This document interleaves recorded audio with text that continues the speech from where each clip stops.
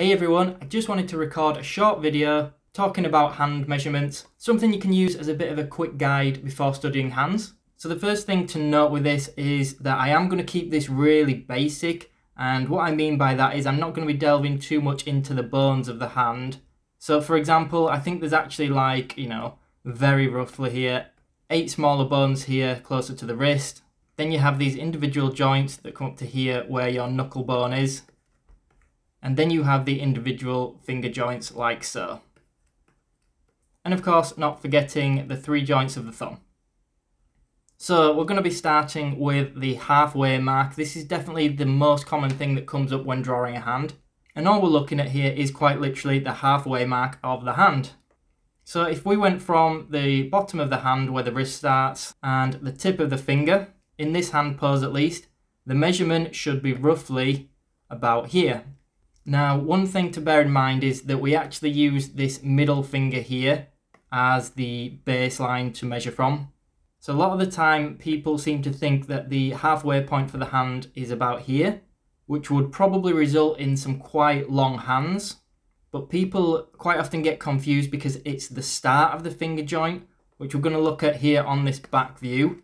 So the start of these finger joints is actually the knuckles, which I've drawn on here. So if you went to about midway on that knuckle there, that's a more accurate way to think of it. The reason we're going from here is this is actually where the knuckle is, because you're looking at the front of the hand, but you can feel it if you press on your own hands.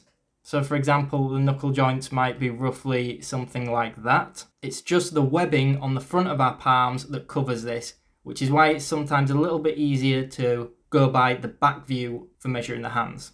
So if I was to duplicate this halfway line that we've created here and add that on top like so, let me just create a little line there so that you can see it. You can see how that's quite an easy and accurate halfway mark. Now throughout this video, it's worth remembering that everybody has slightly different proportions, and I think in the Andrew Loomis books he actually points out that this top half, well, it isn't actually a half. If anything, it should be just a touch longer. So think of it as the fingers being a touch longer than the hand, especially when drawing female hands. But again, it's quite subtle, but using it as a halfway mark works absolutely fine. So if we look now at the finger joints, we know that we have 1, 2, 3 in each finger. Again, remember that this bottom joint is coming down to the knuckle area here. So it's not starting at this point here. So now we know that, we can go from this halfway mark that we've just created to the first joint of the finger, and what you should see is that if I duplicate this line, it pretty much forms the second half of the finger. Okay, let me draw that line on there, and then you can split this second one down into 2 halves again. So a quarter there, and a half there. And all these measurements should work out pretty accurate on both sides. So let me just draw that on. Like so. So that's how you would break the fingers down. The next thing to note is that there is a bit of curvature to the hand. So these joints are all going to go in that sort of fan shape. And that goes for both sides again. I'm doing this very rough just to give you an idea. So the fingers all have slightly different starting points, but as well as that, they are different lengths. So if I draw a line on this top bit, the fingertip here, this is for the middle finger, which is the longest finger. And from there, our first and third finger should roughly cut about halfway through this top section of the middle finger. Another thing to note is you could also say that the top section of the middle finger cuts through the halfway mark of the top section of the first and third finger.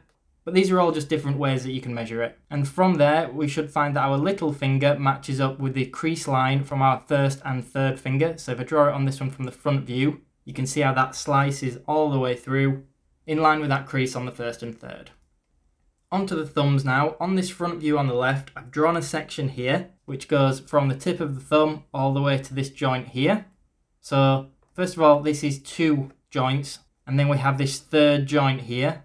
So this line I've drawn, what I'm going to do is I'm going to duplicate it and show you how it is exactly twice the length, and basically how this works out at half of the thumb.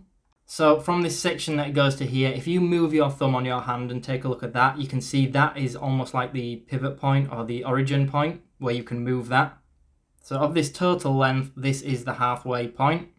Again, don't forget to break up a little joint in here. It's not exactly halfway, but to be honest, it's not that far off either.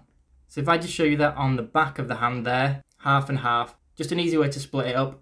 This might not sound too helpful right now, but when you start drawing without reference, it's really good to know this kind of stuff. And although I don't see much about comparing the thumb to the finger in length, I always find that if I put a line through the tip of the thumb, it roughly cuts in half this first section of the finger. I don't find there's too much out there for measuring the width of the hand, so I thought it might be easier just to put a square on there as a starting point, just to show you guys so that you can use that as a reference. So it really depends how you want to measure this. Obviously this is cutting off again at the middle finger knuckle, and they're not perfect, but I just wanted to show that for comparison. That being said, in terms of finger placement, if I use a box for the palm here, so I am completely cutting off this thumb for a second, you should then be able to cut this in half, and that should separate these two fingers from these two fingers. Probably pretty obvious, but just something to bear in mind. If you wanted to find the halfway point of the hand including the thumb, some people like to use this middle finger joint, or where the tendon would be, as basically a halfway point. Again, I haven't got it perfectly accurate, and there are going to be variations, but it's just guidelines. Okay guys, so I'm going to leave it at that. That's plenty of measurements to be going on with. A few things I would recommend if you are learning to draw hands are the Tomfoxdraws book, the Andrew Loomis Heads and Handbook, and also there's a course on the Kazone website. I'll put links to all of these in the description box below. As well as that, I have just finished my hand drawing sketchbook where I completed 100 sheets of drawings, and I drew about 1,500 hands in that. So I'll put links to that again in the description box below. Definitely check that out and let me know what you think. If you did enjoy this video, make sure you smash that subscribe button, hit the thumbs up button, and switch notifications on for future content.